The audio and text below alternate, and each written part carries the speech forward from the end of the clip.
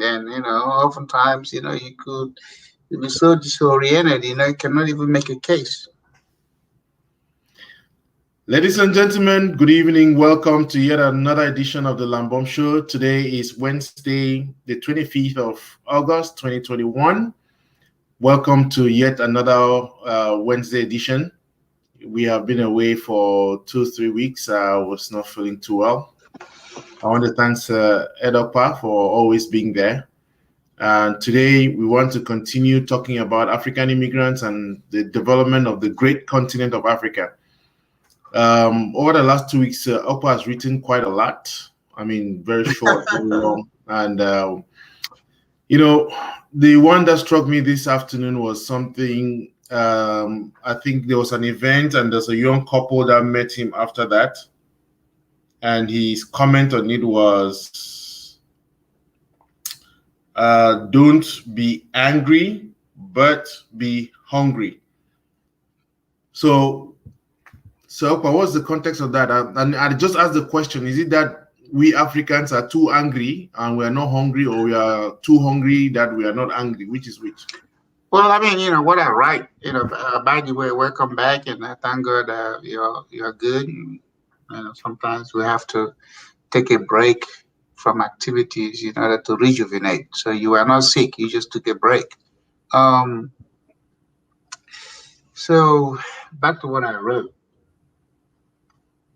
After the event, this young couple met me, and we had a conversation, and I can see that they have the hunger. They have the hunger to do more. The appetite is there. And so my thing is, yeah, when you're hungry, just like each and every one of us, when you're hungry, you look for food. You want to see what it is that you got to do in order to feed yourself. So when you have that sort of internal generated desire, you don't have to be angry. Why are you angry about? You know, each and every one of us can express anger sometimes. When you are angry, then it could mean you are desperate. You think somebody else is getting in your way, or somebody's holding you back. So my thing is, have the hunger. Everybody needs something. And when I write, I mean, as much as I like to, say things that pertain to the community I come from, my views is about this human nature. Every white man my age, or every white man anybody's age, is not better than everybody else. So it's, because if it were, then I wouldn't have problem with the human race. I would have problem with God. So why did you reward a particular people over another? But you see, what other people have done is because they made a commitment, and they made a determination, and they pursued excellence. They pursued perfection. There is no perfection in human being, but there can be perfection in improving the way you build your road, the way you have your water system, the way you have your governance, and the way you have your government. I mean, if you look at American democracy when it started, I mean, it's been improving all this time. So that's perfection. That is striving towards something. So for us as Black people, well, what is this idea of constantly, we either angry because we think somebody denied us something, or somebody enslaved us, or somebody colonized us. I mean, geez, Australia was a penal colony. I mean, do you see anybody describing Australians today as, oh, the son of ex-penal colonist? They don't say stuff like that. But we want to be acknowledged as, oh, ex-slave, son of ex-slave, some of this, as if we are looking for sympathy. No, we're here today. If whatever happened in our past that we're not there, let it be. And even things that are happening in our present, what are we doing? Most, you go across Africa, the presidents and the people that are holding Africa back, are they ghosts? Are they white people? They're not white people. They are people from our country. They are our brothers and sisters. They are people we know. So how come they are holding us? And we keep blaming the white man or the Europeans for what they're not doing. Is there any white man who is a president in Africa? No. True. That's it. Yeah, but the the issue there is the black people that we have as presidents have been propped up there by the white people, isn't it? No, that's not true. How so? Again, that's what we say to console ourselves. And, Africans might say, I've seen the Africans, and then I even hear this from uh, African Americans that are in office in America, and they say, "Oh, my hands are tied." I said, "Did you run for office for your hands to be tied when you get elected? What kind of language is that? Oh, my hands are tied. Okay, who tied your hands? Tell us who that is so we can untie it." So, all this prop up, oh yeah, if France is not going to let us do it, and England is not going to let us do it, America, that's bull crap. It is more of an excuse than anything else. So I don't buy into it. I mean, I now live here 34 years. I don't say to be an expert on America, but my God, I have interacted with all kinds of people. I mean, geez, I've been name the people I've met: them billionaires, powerful people, poor people, whatever. I've met the so-called big powerful pastors, and I told them, I said, I'm not going to be a born again Christian because my mom says she's only going to have me one time. And I subscribe to that story that spit in the Bible and talk about this as if Jesus. I say when Jesus came, was life for milk and honey. Why are you saying that he's going to save our life? He didn't save his own. He was crucified. So don't bring all that to me. And you when I say that to me, it's like, man, you have strong constitution. I say, yeah, I can read the Bible, take exam on it, and beat some of you that are holding it and screaming Jesus, Jesus, Jesus. So like, what are we going to do about the waste on our street? What are we going to do about not having light? What are we going to do about our politicians, abusing us and getting away with it? But you keep telling me Jesus, Jesus. If Jesus were to come today, how would we identify him? Would he have ID card? Would he look like what? White? No. If Jesus that Africans know in the Bible, he would come like a white person. So are we all going to embrace him? Or is he going to come black? So the man is not coming because the first time he came, he was crucified. This time he come, we're going to shoot him. So he's not coming. So he's going to say, hey, look, man, you guys were not nice to me the first time. I ain't coming the second time. So let's just be honest. Don't wait for him. Do what you have to do. If somebody slaps you, don't turn the other cheek because they might kick you. Just punch them. Yes. So back to your original point, and again, to follow up, there's another writing you did about quantity versus quality. And this was in relation to the population. Yes. And something that we have talked about on this show before, you noted that in America, the black world has an annual consumption of more than $1.5 trillion, with about 14% of the population. But that same population has less than 4% commercial ownerships in US. The American black world is the most educated and exposed concentration of black persons on per capita basis of any black group in the world. However, such potent quality has not inspired productive, as energy is spent on unmasking racism and slavery. Just as in the continent, black Africans are busy complaining about colonialism and tribalism. On crucial sectors such as bank ownerships, only 19 banks are owned by blacks. But on the other hand, Asian Americans with about 4% of US population are owners of almost 10% commercial interest in the US. Are you insinuating that? I mean, so what is the issue? I mean, the issue is that we have the numbers. If economy is a number game, we have the numbers, but everybody else is outperforming us.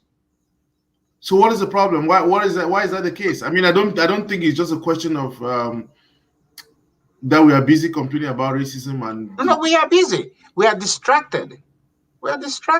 Our focus is on racism, what white people are doing to us and what Europeans are doing, what everybody is doing to us, but we're not talking about what we are not doing to enhance ourselves. So I mean, you spend that energy trying to make the world moral, trying to blame God for making you white or not making you tall enough or not giving you the features that you think should have made you make more money or be more relevant. That's what we're doing.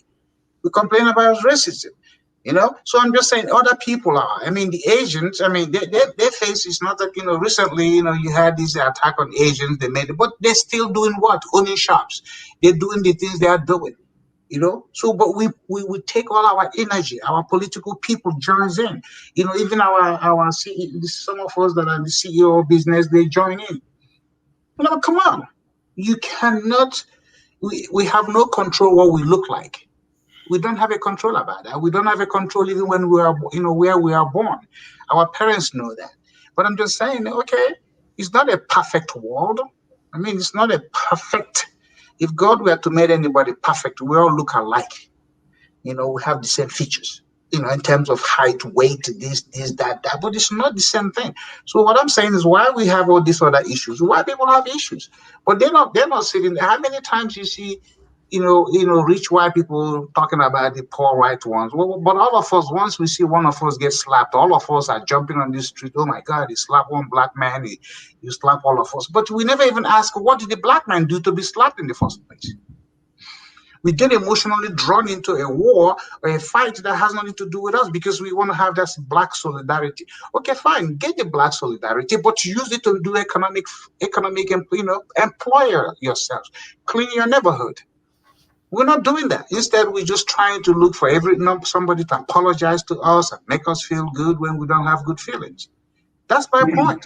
If economy, keep the screen the way it is. If economy is a number game, okay, Nigeria is, that's why I put Nigeria in that. It's the only African country, black race in that. Okay, number 7 in the whole world. The top 10 countries of population, whether the Nigerian population is, fraudulent or bogus, or because the numbers are not right. You see that exclusive club. So why should the economy of Sweden be bigger than that of Nigeria? Why should the economy of England, 55 million people, be bigger than that of Nigeria of 200? You know what I mean?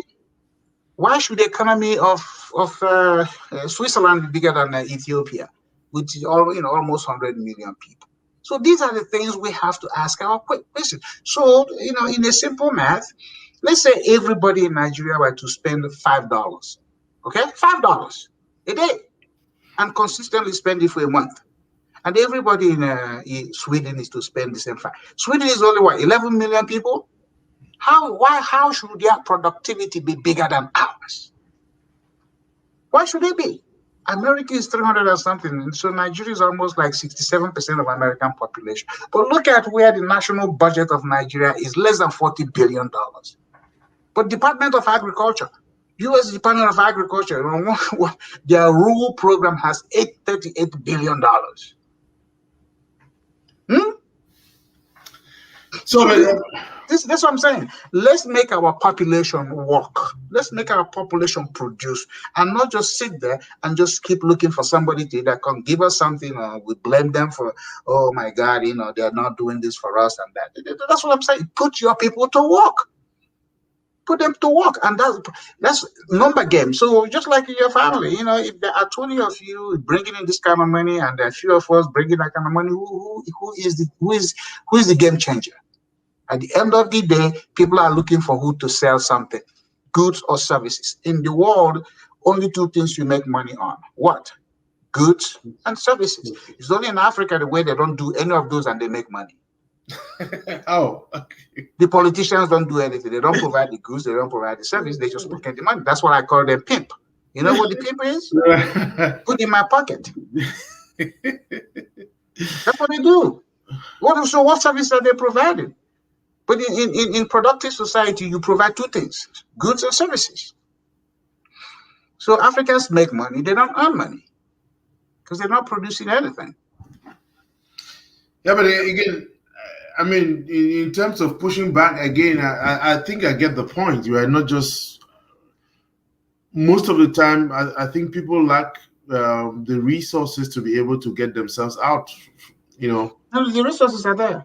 What resources are you lacking? 1948 or 62, when what is their name? Congo became independent. There were only 48 people in Congo, that had college education. Okay? In 1955, when oil was discovered in Saudi Arabia, nobody had a high school diploma. Even King Saud. But look at Saudi Arabia today. And Congo is considered to have all kinds of mineral available to them. And a lot of Congolese now, in fact, more Congolese have formal college education than everybody in Saudi Arabia. But look at what is going on there. And it's the largest, I guess, physically country in Africa with all kinds of stuff.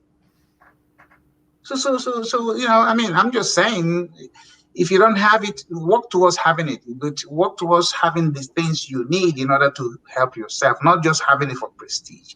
It looks like the education we have, in Africa, black race is prestige. There are more black people that have PhDs, including us, because now we are black in America. Okay, that have more PhDs than even more Asians. I mean, have you ever run into an African American who's not a doctor? But a doctor, ask them, what doctor of what? Just like we have black millionaires. Let's even talk about that. Let's look at black millionaires. 80% of black millionaires are entertainers. People who get on TV and laugh, like, Kevin Hart, and Two Party, do all that, they laugh, and people use them to promote good, and they become millionaires. Come on. How many of them are factory owners, employing people? But you look at America, it's the flip side. There are very few of them entertainers that make money. There are a whole lot of wealthy, powerful, people who have industry captains. And even the ones that are entertainers are owning the companies. For what, you know what I mean? So it's not that we don't have the rich people, but what is the content? It's not like we don't have the education, but what is the content? I mean, if somebody goes in and sit in a classroom and get a PhD in psychology or whatever, I mean, come on, let's be honest. What is that going to do for anything? I don't go to any counsel if I need any psychologist. I just counsel myself. Yeah. No, but what I'm just saying, but this is some of the things that are right. People think I'm black, I'm African. I mean, I'm not going to change my color, but I'm just saying, let us push ourselves, be a little more critical. Everybody else is on this race. Everybody is. So if you're running the race and say, oh my God, the track is not right, it's supposed to go straight, it's supposed to go right, other people are going to take off and run past you. Let us run like everybody else is running, and they say, okay, you enslaved us, you colonized us, okay, you did that in the past, you ain't doing it.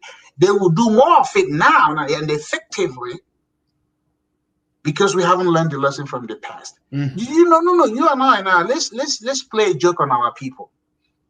We go to Bakassi part of Cameroon and Nigeria and put a boat and say, hey man, anybody who can get into this boat, we are going abroad. What do you think will happen? It'll be a stampede. The other time they came in and they roped us. Now we say, put the chair, drag me, I'm going. Yeah, I don't care. Don't even name anything. Just take me out of here. And that's what is happened to us. So we should be the people now say, I'm not going anywhere. These are the people that bought me and did all that. I'm going to make myself good here. But now with most Africans, if you do that, Nigeria will empty itself. Because, have I shared with you maybe my next article to show the percentage of African nations that want to get out? Percentage is huge. Nigeria, I think, is 42%. So 42% of Nigerian population want to get out. And the other people that didn't participate in the survey didn't even know the survey was on, because it would have been 90%. That's interesting. So again, in a bit of, let's move away from, at least we have established that fact. What are some of the things that we need to be doing? Because again, what we need to do. Look, we have to effectively network. We have to say, what are we missing? Everybody doesn't have everything. And we have to collaborate. We have to know what, is it our currency? I went to Ghana. Ghana has the best exchange rate of all the African currencies. Ghana, better than Morocco, better than South African rand, better. And now I said to the Ghana people, I said, you guys are in a position now to be the powerful house of Africa, if you know how to make your money work for you. And they were looking at me like, what about Nigeria? I said, okay, here's an example. If you have 1 million naira, Lambert, how much dollar do you have in your pocket? About $1,900. If you have 1 million CDs, how much do you have in your pocket? $240,000. Oh, wow. If I were a Ghana, I would go and pee on the head of Nigeria and say, how you like me now? Remember, you did the Ghana must go, look at us. Yes, you have to really make somebody angry. You know what I mean? Let them know, because, I think what Ghana went through taught them a lesson. It's not that they are where they are. It's not that they are where they want to be, but they're making far better progress than in Nigeria. In Ghana, didn't have any sense of security. The rules were very good. The tollway worked. People stopped and they paid, and they stay in their lane. In Nigeria, if you have a 3-lane road, it's going to end up being 7. Because people are driving between lines and cutting. I mean, Ghanaians are still doing that, but I mean, once they get on that straight line, they're on that straight line. But at least there are streets. In fact, there's a street in Ghana at night. You think you're in London or Paris or New York.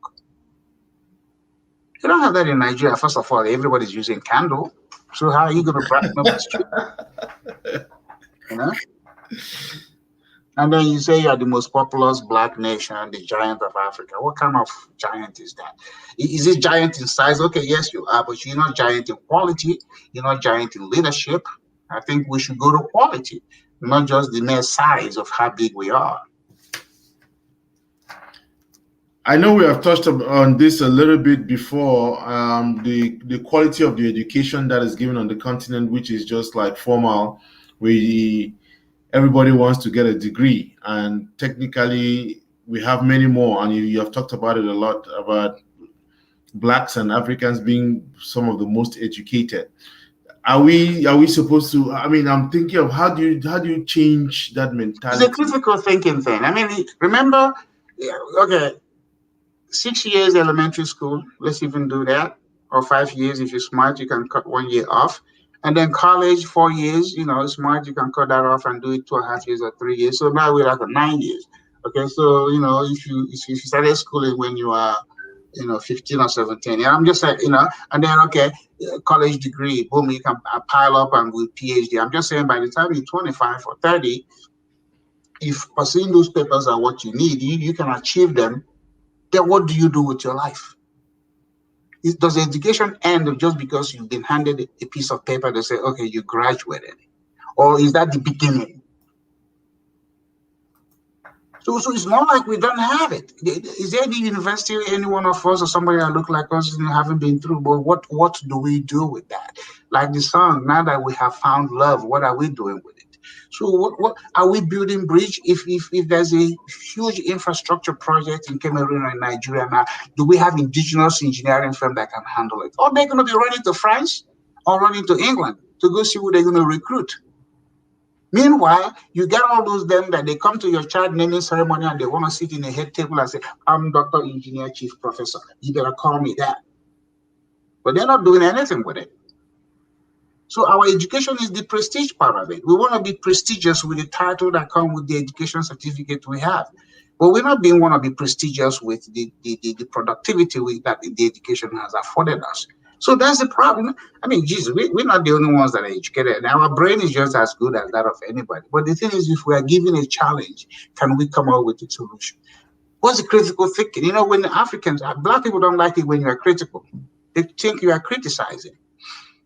But being critical is, hey, can I do more? How do I push myself? When you tell Africans what they're not doing, they think you are criticizing them, as opposed to like, hey, we can do more. Man, if you see the street of Ghana, I like everything, but shit, I go to the market, oh my God. The beef, the flies, taking, maybe that's the protein that we don't have. The flies are, injecting more protein into this beef factor. But it's dirty street. Why can't we? That's an employment. That's an opportunity. You clean, you process, open gutter. In Cameroon, don't they have open gutter? Oh yeah, everywhere. Every open gutter. And what is in that gutter? Trash. Filled up with stuff. And you think your public health is going to be good? Why is it? Don't we have mosquito in Africa, in America? Does it carry malaria vector? It doesn't. But the one in Africa carries because the environment is relatively dirty. And then Bill Gates in his magnanimity. Oh, let's go give them tent. When I went to Ghana, the first place we slept for the night, it was a tent. I was like, holy moly! I never thought I was gonna do that. I couldn't open the tent. The next day, I checked out of that place.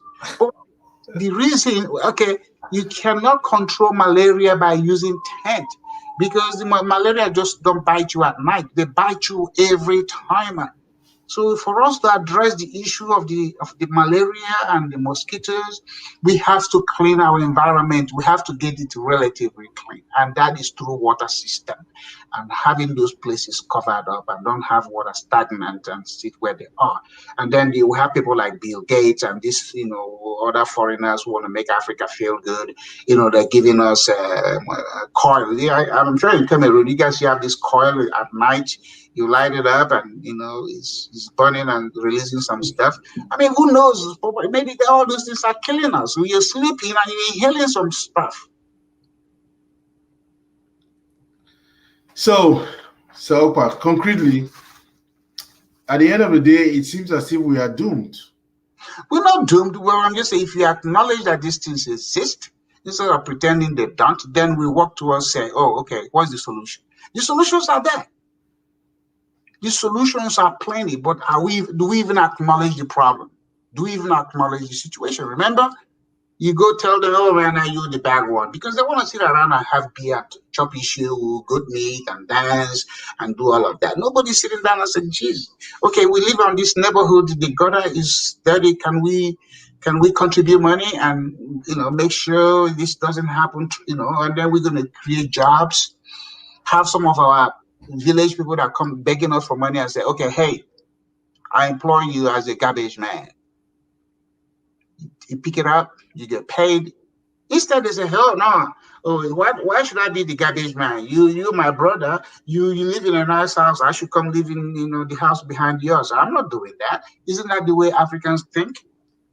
Because one of them have succeeded, you have to now carry everybody. Heck no. My mom said it does not take a village to raise a child because the village didn't get her pregnant.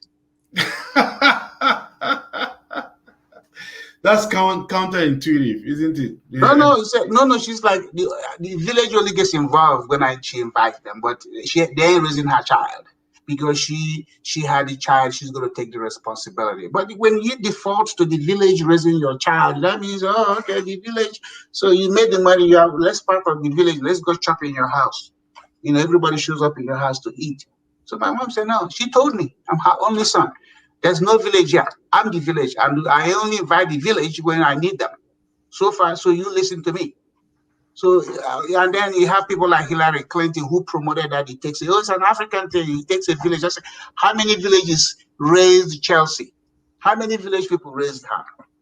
So why is mine going to be raised by the village, but your own is being raised by you and them? You see how it works? No, so it does not take a village to raise a child because the village didn't get the women pregnant. Take responsibility. If you are just joining us, you are welcome on the Lambom Show, and with me on set is Sir Ed Okpa. We are talking about African immigrants and African development. And Sir Okpa, again, there are lots of Africans who are very successful in the United States. No doubt. And I'm wondering why it's so difficult to translate this success onto the continent of Africa. But I mean, you look at it, okay, success can be relatively defined. If somebody comes in from Africa, they never had a fridge in their life, they never had a car in their life, and then they come to America, they have that, they're successful because that's their measure of. So you look at these Africans that are doing all of that. If you're a doctor in America, you make a lot of money. And the Africans love to go to medical school. You go to all the medical schools in America, there's always going to be an African, but how many of them own hospitals? How many of them are in the management of the healthcare system? There are still 95% of them are bedside practitioners. Okay? They see patients and they make money. Because America has a huge healthcare need. So if you're in that space, you're going to have a decent living. But how many Africans, doctors, that have come together to own a hospital? They don't. They are sole practitioners. But you see a lot of Asians, a lot of Indians, they own. Once we get a clinic, and we're good with that. And then we're looking for village events to go so that they put us on the high table and say Dr. and Mrs. And then, or doctor and pharmacist. Yeah, I don't know whether they did in the Cameroon, for everything you studied as a title for you. So Dr. Mrs. Farm. So one day I was MC in Nigeria something, and everybody's throwing out this title. And I found out, so you know what, today we're going to recognize everybody. So depending on the profession you are, we're going to give us a title. We call you before your name. So for those of you who did Bible studies, but you're not pastor, we call you Jesus. So Jesus make it, come take the table. If you study psychology, psycho, come and take a table. So that everybody will feel something. It's like, come on. What has that got to do with everything? So yeah, there are successful Africans, but look at other African immigrants. Do we have an African credit immigrants owned community bank or credit union? Do you know there are more Asian owned, Korean owned banks in America than all of our black people? Koreans, just a tiny Korean people. Do we have any? Is there any particular zip code? Because census tracts make up a zip code. So is there any particular census tract in a zip code you will go in and you find an African group that dominates? We don't do that. So when we come in, in an apartment or in a friend's place, and when we want to buy a house, we move out. So we become this one person in the wilderness with other people. But you see, other communities, they do what? They congregate. There's a particular area that is theirs. American politicians recognize that because those are the number of votes. Mm-hmm. They say, okay, now they want something. Their English ain't better than the English of you and I. But Americans will listen because they have economic power. We have emotional power. We are ready to cry and be angry. But these immigrants, I say, okay, let the black people doing the minority ethnic thing for us. We'll benefit from any law that comes out of it to benefit all of us. Because now they are minorities as well. They are ethnic people as well. So they're taking advantage of what we, the crying babies, are making other people respond to. They don't cry. How many times you see any one of them being killed and they're on the street protesting? But once a black person is killed, Jesse Jackson shows up, Al Sharpton shows up, the pastor show up, we shall overcome. Why don't you say we shall prevail? Why are you always overcoming? Prevail. So not overcome, because overcome is temporary. It's very going to do to you again. Prevail. So we have emotional power and we just lack economic power. Yes. And I think it is critical. I mean, I know, for example, that in the UK, a group of Cameroonians came together and they have opened up a credit union. Surprisingly, there's none in the United States. And that is, I mean, with all the Nigerians, the Ghanaians, the Cameroonians, Ugandans, surprisingly that we don't have any financial institutions for No, we don't. I mean, Western Union is happy that we don't, because they're sending the money on our behalf and making fees out of it. So they don't want us to have. And we haven't figured out. I tried to do with some Nigerians and Africans. I said, okay, forget the Nigerian stuff. Let's do it in Africa. I came here to be a black American. Okay, I'm black American, not all this other, country of origin identity we wear. So we don't want to do it, because at the same time, it's like, oh, why is Edward? Why is this the idea? People will fight your idea. People will fight you instead of the idea. You don't have to like me. Just like if somebody's on a sick bed and they need their blood, do you think they're going to have a choice of whose blood they take? Just give me the damn freaking blood, if that's going to save my life. So why are we caught up with who is it coming from? You get caught up on the messenger and forget the message. And that's the black people's issue, whether they're African Americans or whether they're Africans. They get caught up. But if a white man, Jeffrey O'Neill, Tim O'Neill, you remember the guy who promoted this voodoo economic model of Brazil, Russia, India, China, BRIC?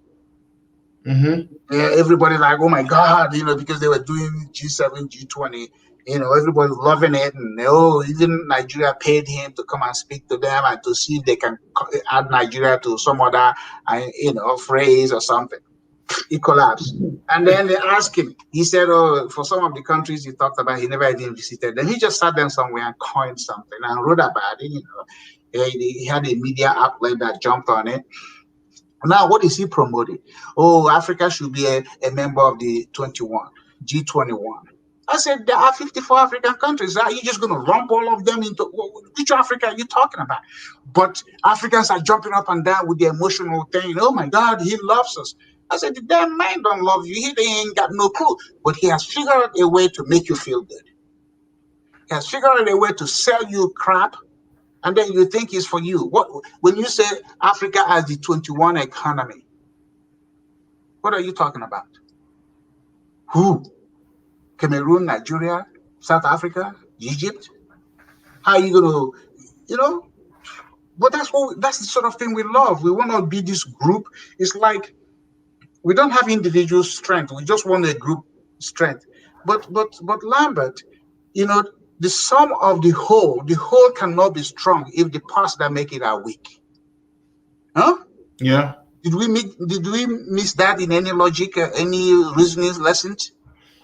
If you're weak and all of a sudden you come together, how does that strengthen you? Let individuals be strong. And then when you come in in a collaborative format. And then if you want to, disperse to go do other things, you do. But I want to see successful, powerful African nations that can even influence the other ones around them.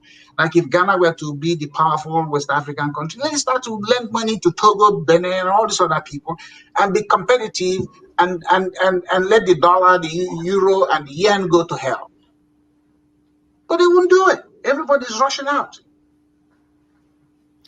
Yeah, I think we have been consumed by the microwave mentality where you just want to put it in and put it out next second, so much so that it becomes difficult for people to, we need to build up our trust treasury, because I think that's another area where, based on personal experiences, people find it difficult to collaborate.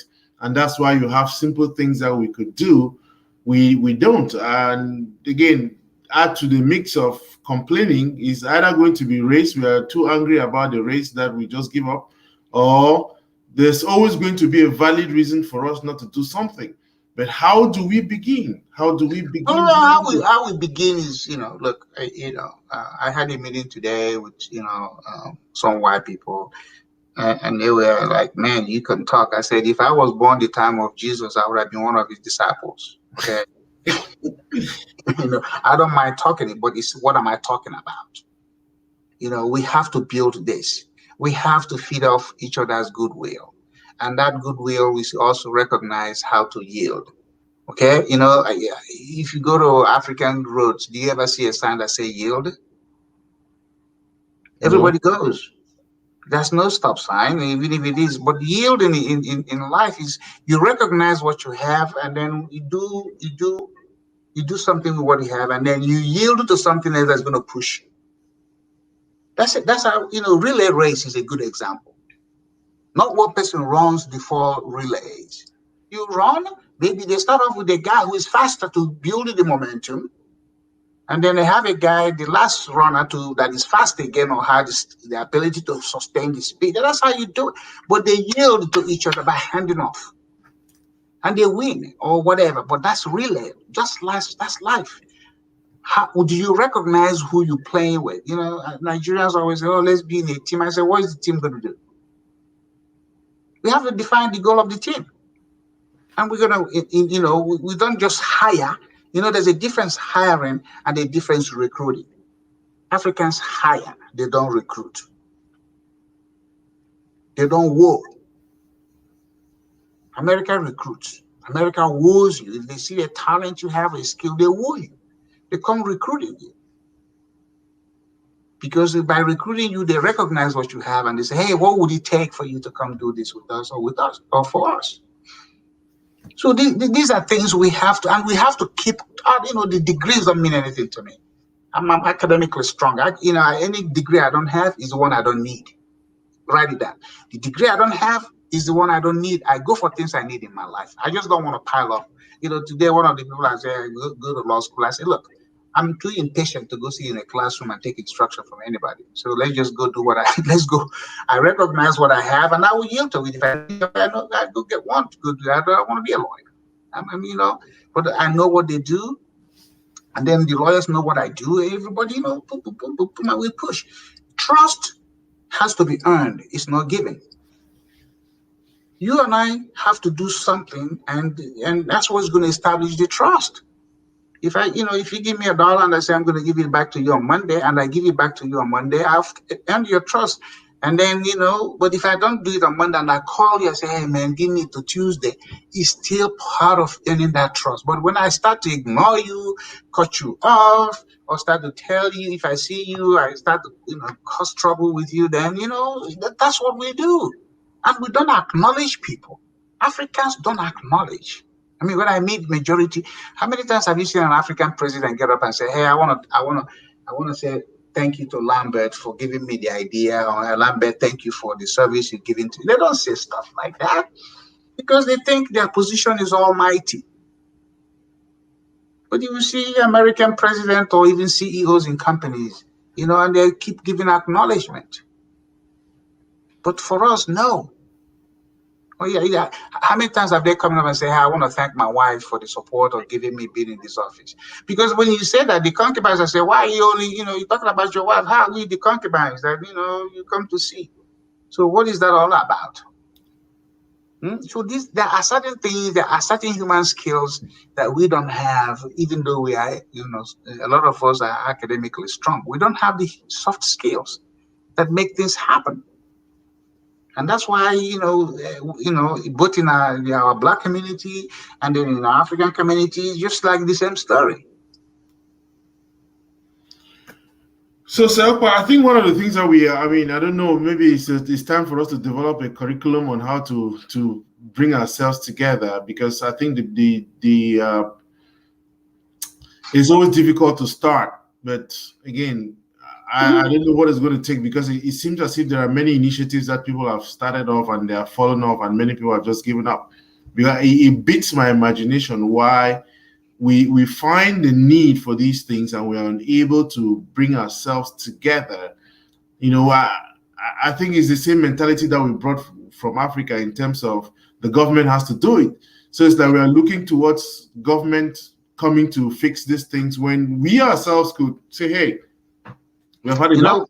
When Obama lived in Chicago, and he wanted to identify with the Kenyan community in Chicago because he felt he was a Kenyan until he found out that identifying with a Kenyan has no collateral value. Okay, so but going back to what you said, when he ran for state house and senate and stuff, Africans didn't give him money. Because again, coming from Africa, they were looking at him to give them money. African politicians give money to the people to vote for them. Over here, you give money to the people, who are running for office. So it's the difference. It's like, but we haven't learned it. People are always like, hey, all these politicians are meeting, what am I getting out of it? I just keep laughing because I say, if you know what I'm getting out of it, you'll be jealous.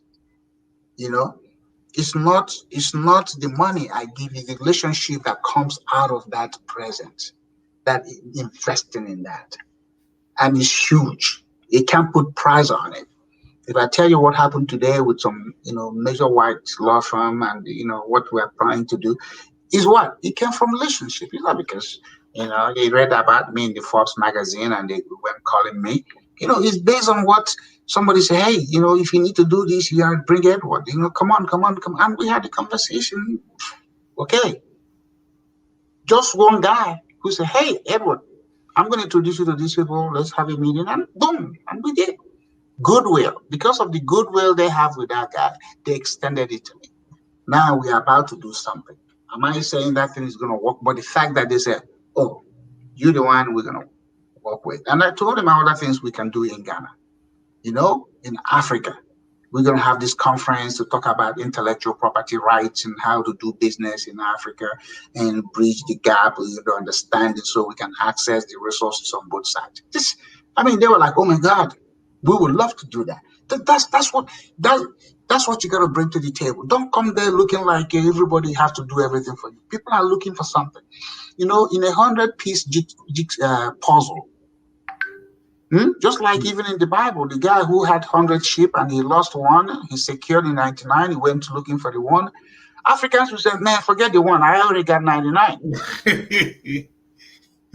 Because 99 in every exam will give you A. But the guy said, "Nope." He secured the 9. He went looking for the one because he wants to have the whole picture. So in a jigsaw puzzle, if you are missing a piece, do you have the whole picture? You don't. So be proud to bring that one piece and be proud to go look for that one piece. It's us that said, "Oh man, I got 90. I don't need the other 10." And that's why we always have holes in what we do, because we don't know how to fill the holes or fill the gaps. Everything is a gap, it's a process. You add. As long as, just like a relay, you can't run a relay from the first runner and skip the other two to go have your baton to the final guy. You don't do that. Okay. So I want to zoom into the finance industry, because I think that's an area where you have a great experience, background, professional in real estate, but that also is tied to the finance industry. But what I've seen happening recently is many Africans have gotten into this insurance business, and so you have to advertise your insurance policy, then people come in, and that's how you sell. But I'm looking at it and wondering, what stops us from creating something too? Why don't we take something like that and replicate within our community, so that, again, take the example of, I don't know what they call it, Susu or whatever, and Jagi. There are many groups. People come together, contribute, and then one person, at the end of the period, they give one person continuously for a whole year. But if that money had been put together and then you give some generous interest rates and all that, it generates income and generates many things. Well, good point. You see, Susu has no credit reporting. Okay? Nobody's going to report on that. Whether you get in or not getting it. Okay, so if your friends are giving each, if you're in that group and you get in 15,000 a month and they keep going around, it's great. But in this system, it has no credit worthiness. Just like remittances and foreign direct investment.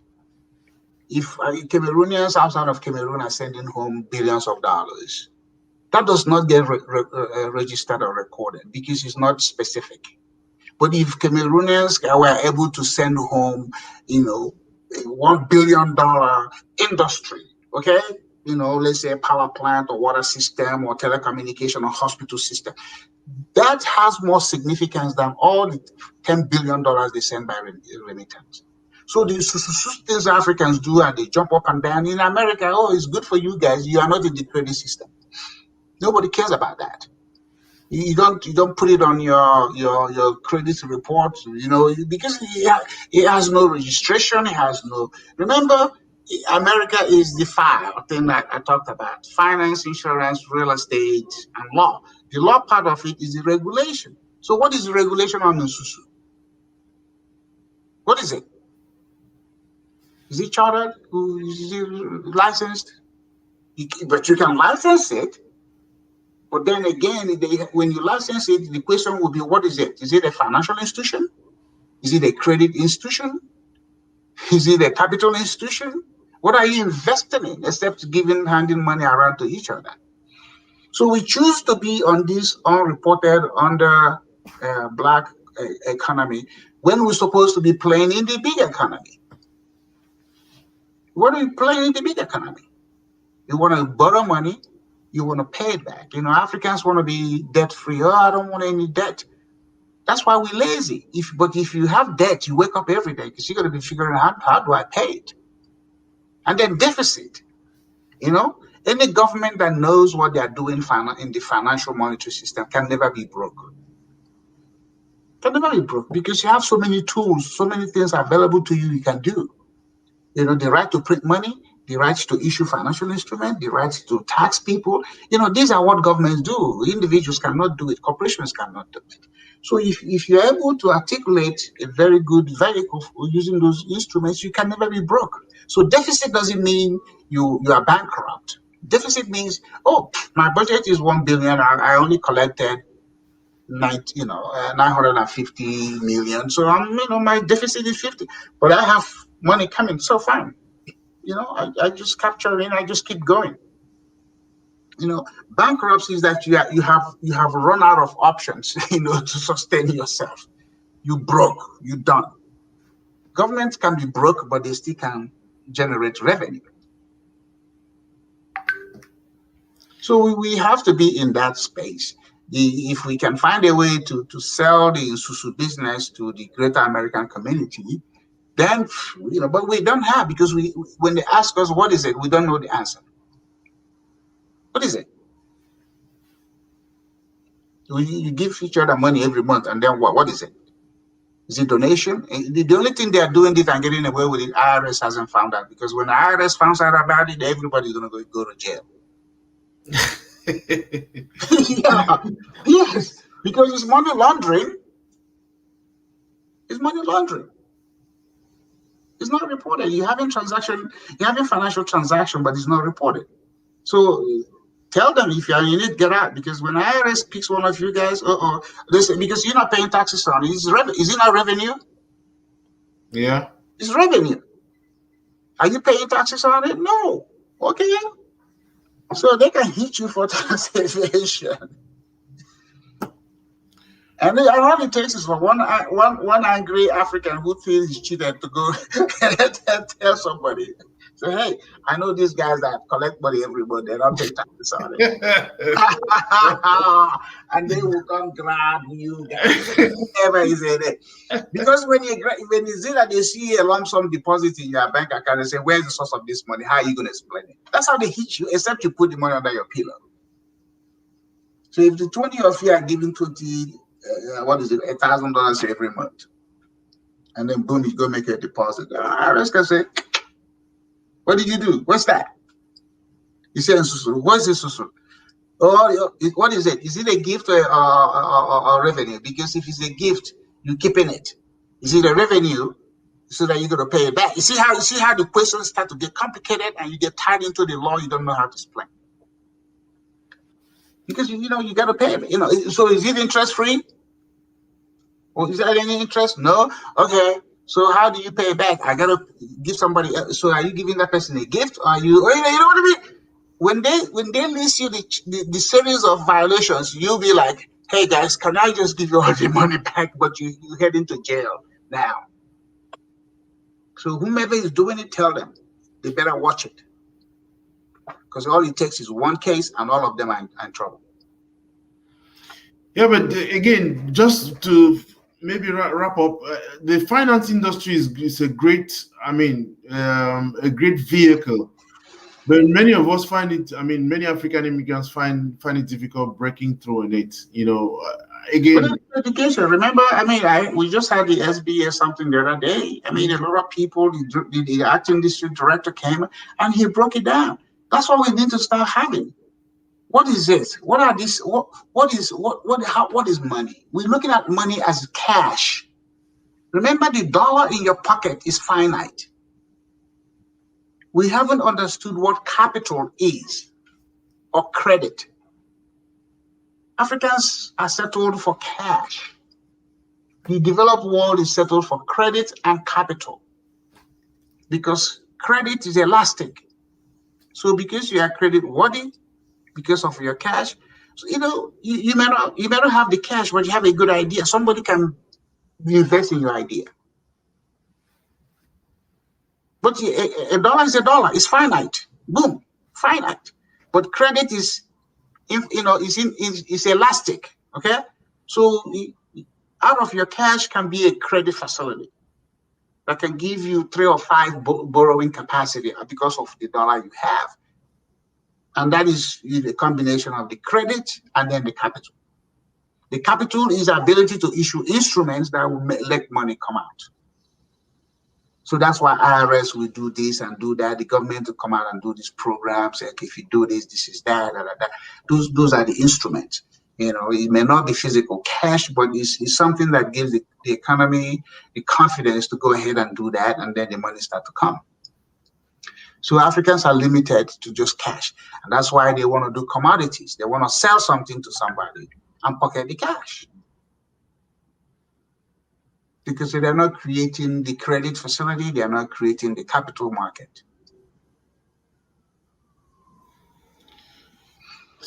So Okpa, any last words? I mean, you're in Maryland, organize something. You know, I'll fly over there, put them on. That's what we do.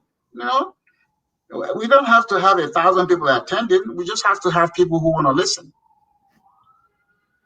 That's a great challenge. Yeah. If you know, I mean, I know they like to drink and dance, you know, because you can't get a bunch of Africans where they're not shaking their butt. Do you know Africans are the only ones when they dance, they look behind, they shake their butt. Yes, they want to see. Yeah. They dance, they but other people are, when other people are dancing, they're looking forward, shaking their body. But us, we want to look back to see if we are gyrating the butt. So, I mean, we do the talk and then we can end up with food. But, you know, you have to have food and drink for them to show up. You know? Right. So, again, I love the last part of what you said about the finance, insurance, real estate, and law. Yes. And I think those are areas that we need to explore, especially with... that's what drives every economy. Oh, you see those two? That's it. Finance, insurance, which is, you know, risk mitigation or whatever. Real estate, which is both the real property, and then the law regulation, which really brings it, creates all those rights that are attached to those various sectors. That's the whole economy right there. That's the whole economy right there. Everything revolves around that. Then it now becomes, what are you doing? Service or product? Service or product? Service or product? So we just strictly, hey, let's go look for, you know, they say Africa is a great continent, we are rich. How can you be rich and you are poor? How can you be rich? You don't have water system. You can't even drive 100 kilometers or 100 miles and not hit petrol and, you know, infrastructure is like an exercise that you do. It benefits you. You know, exercises are not transferable. You do it, it benefits the person doing it. Infrastructure benefits the country. And until we have that, we're not going anywhere. There's a piece I wrote, maybe you probably read it. If you make every Nigerian compound an oil company, and the head of that compound you call him a governor, okay? You will not be a wealthy nation. All they're going to do is selling oil and crashing the airplane, going to Dubai to go do shopping. But that's what in their mind, that's what they want. Oh, you see, have you ever been in Nigeria that says, oh, we're a rich oil company or country? You are 200 million people and you're only producing 2 million barrels a day. Saudi Arabia is only 25 million and they're producing 10 million barrels a day. Do the math. They can afford to write a check of $30,000 to every Saudi. But Nigeria cannot afford, because the revenue you are producing will not satisfy the need of the 200 million people. But they put it, Nigeria like the big word. Oh, we're the biggest, we're the largest. But what's the quality of all of that? You're the most populous black nation in the world. Okay, good. You are the largest population in Africa. Okay, good. You are the highest producer of oil in Africa. Okay, that is good. But look at your currency. Nigeria is the poorest country of all the OPEC member nations. When you look at the per capita, Nigeria is at the bottom of OPEC. But Nigeria don't look at that critical data. Oh, we're a member of OPEC. And you have not even protested.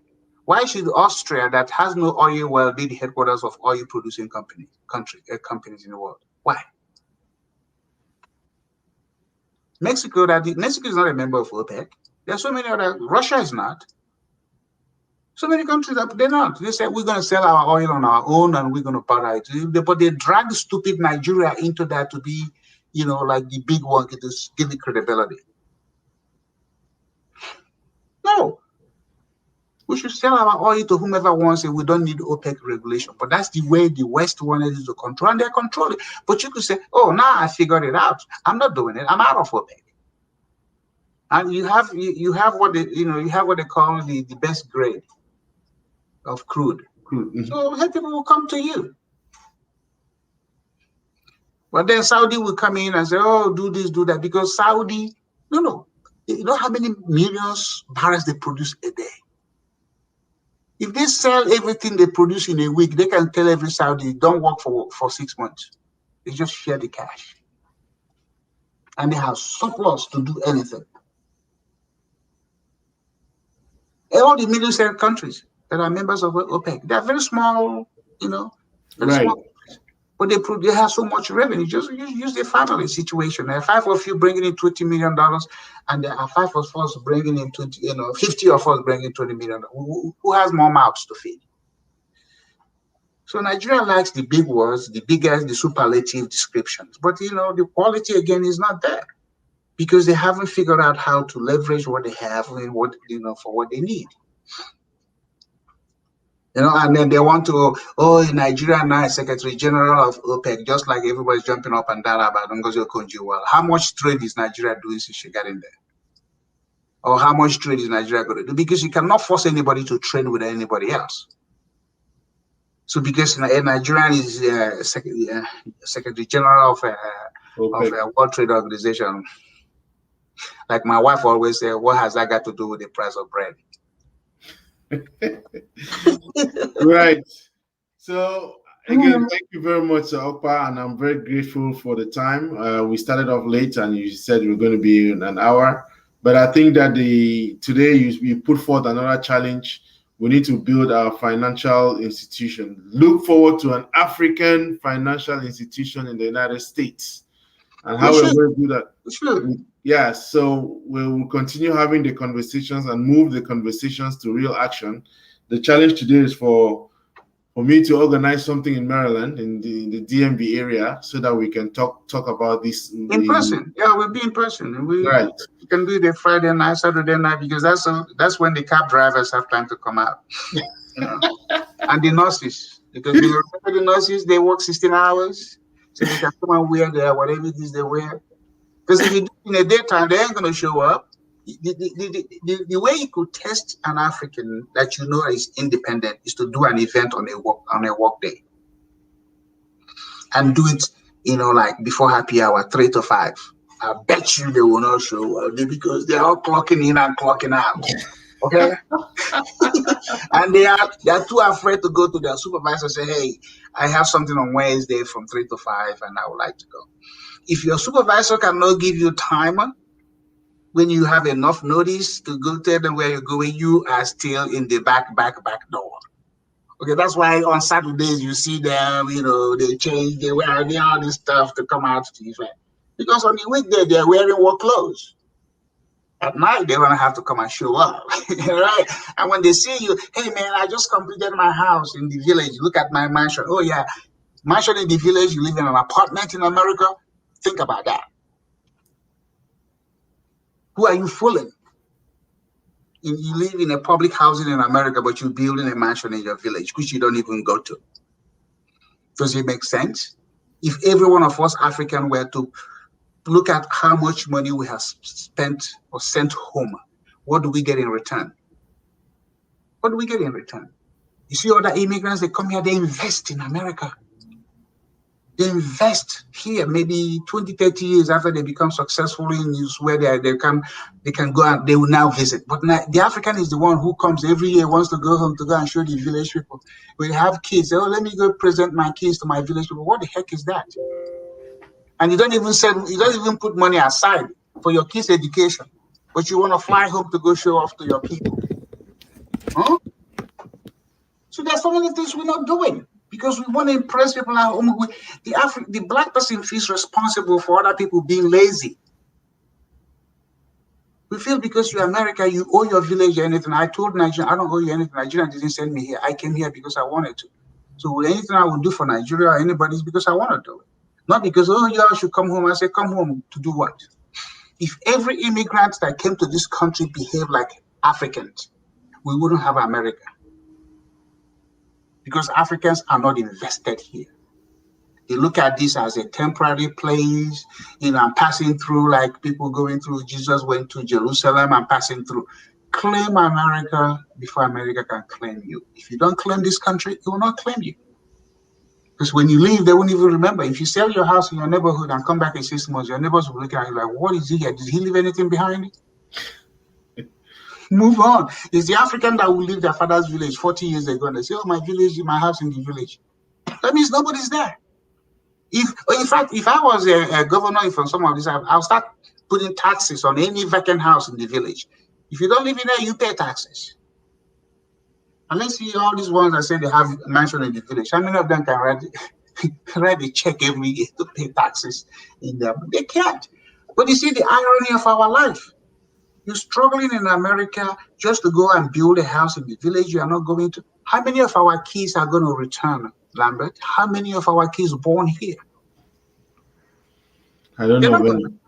In fact, even sometimes when you tell them you're Cameroonian or Nigerian, they say, Daddy, I'm born in Maryland. Yes. Yes.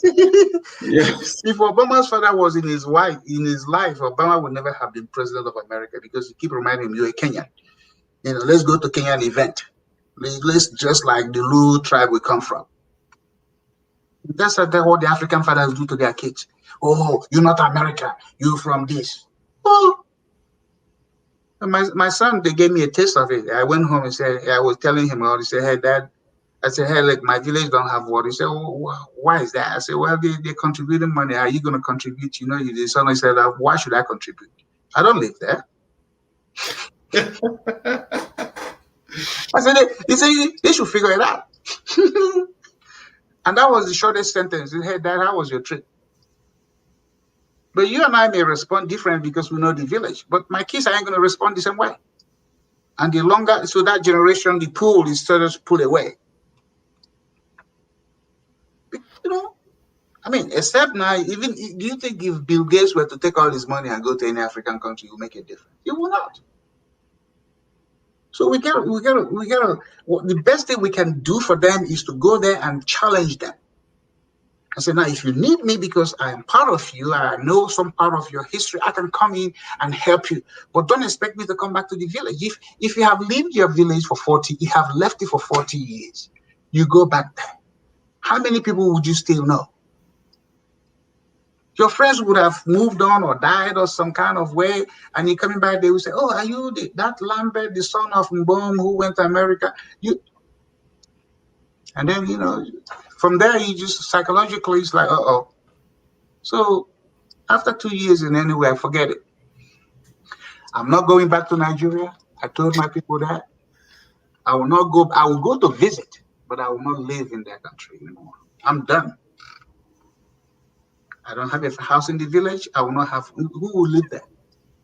And then I build it, my village will be fighting over, waiting for me to die so that they can see who will claim it. No, you build your own house. I'm not building, I can help you build one, but I'm not building one. I told them this time I went to bury my sister. I said, I'm not coming. I'm not coming here. I said, when I die, you guys will hear it in the news. And I will do a record. I will record a tape message before I die. Hey, don't cry. Okay, mind your business. Okay.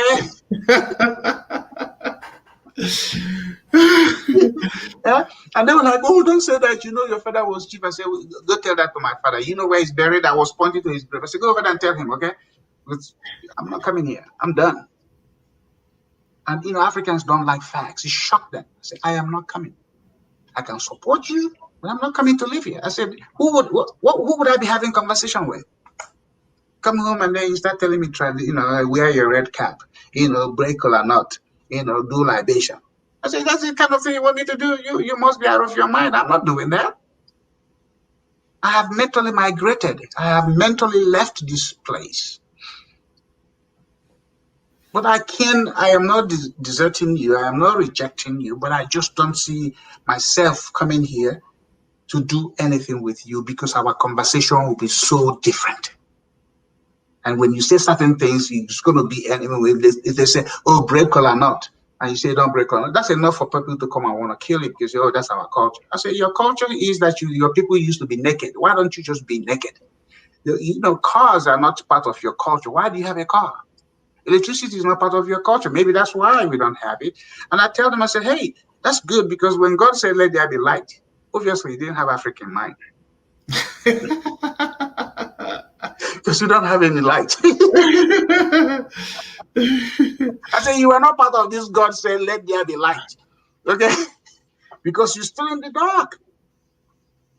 You have to shock people. Part of what I like to do when I write, I have said that many times, I like to provoke. Yes. And my provocation is to agitate you, to walk away and say, I may not like him, but damn, he challenged me. He has just challenged my thought. So that's what I like to do. Get out there. My mom, I told you what my mom said. I know you need to go and I need to go. A snake has no hand, no legs. It feeds itself. It climbs. It attacks. It defends. You know what I mean? And my mom turned around and said, you have hands. You have legs. What are your excuses? What's your excuse? If a snake that has no hand and leg can do all of that, what is your excuse? So Africa, what is our excuse? Both in America and at home, what is our excuse? Is it enough degree? Okay, let's just go pile up, let's even make people don't go. Let's just give them certificate.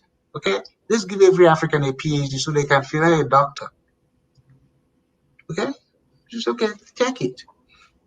Is that going to change us? To now recognize that we have the power to change our destiny? It's not going to change us. So the immigrants that are here, collaborate. Ask questions, get information. What do you want to do? Talk about what you want to do. Don't think that by you talking about what you want to do, you're showing off or bragging. No. In America, you be talking to somebody and you say, hey, Lambert, what are you working on these days? And you just to have a conversation. When you ask African that, what do they say? You are being too, they get defensive. Or when people meet you and say, what is your story? Have you go try that with any African person? Say, what's your story? They think you're asking about their green card. What is this?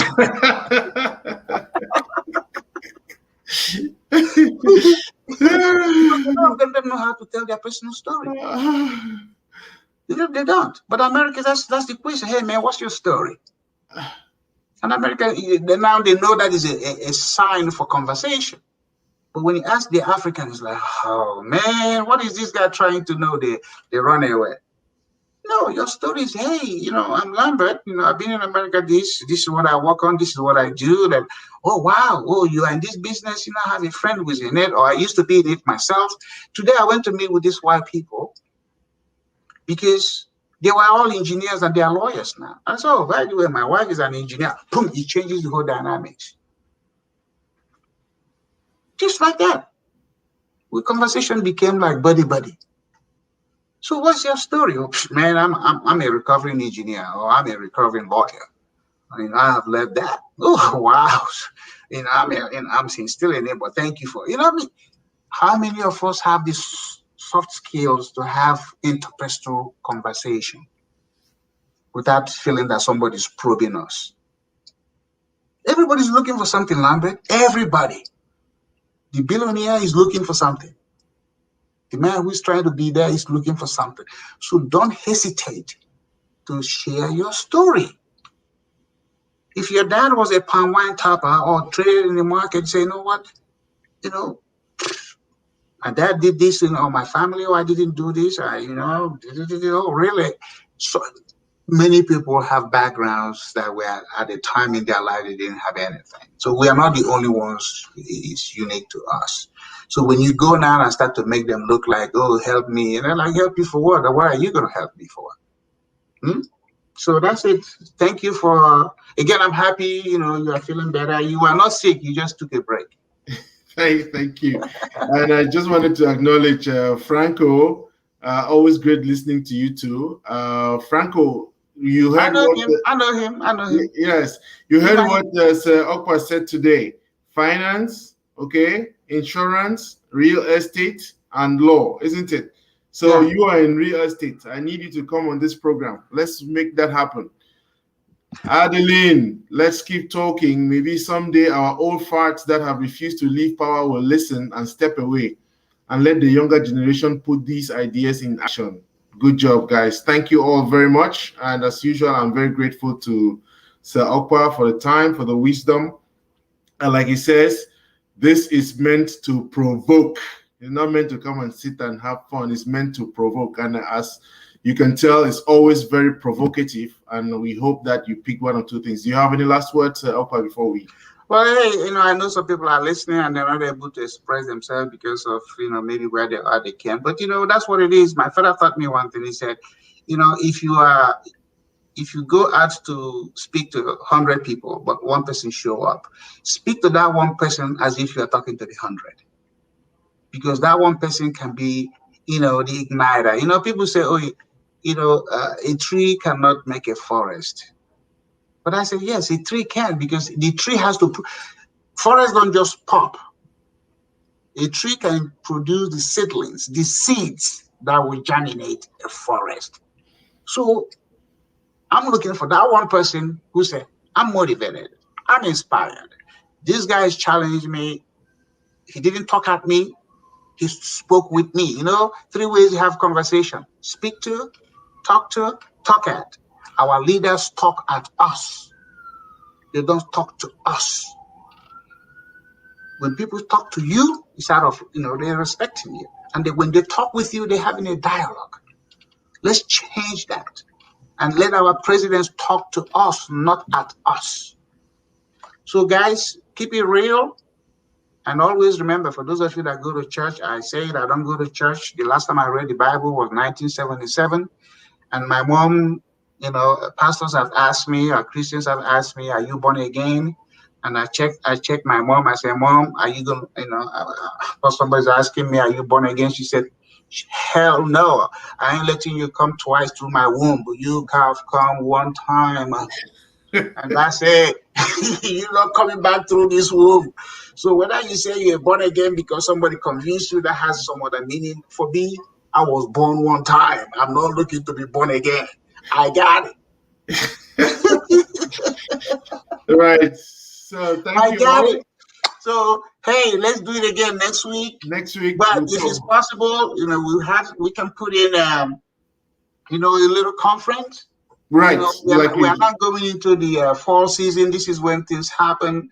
We can organize it over where you guys are, and let's have each other in a room and have these heart-to-heart challenges and conversations. We can't just be here and be be like we are the lower rung of a ladder. My mom said, you make yourself a doormat. What are 2 likely things to happen to you? Step on you or step over you? We shouldn't be anybody's doormat. Right. That's it. Thank you very much. Thanks for watching. And again, see you next Wednesday for yet another edition. Thank you, Sir Okpa. And again, good night, everybody. Thank you.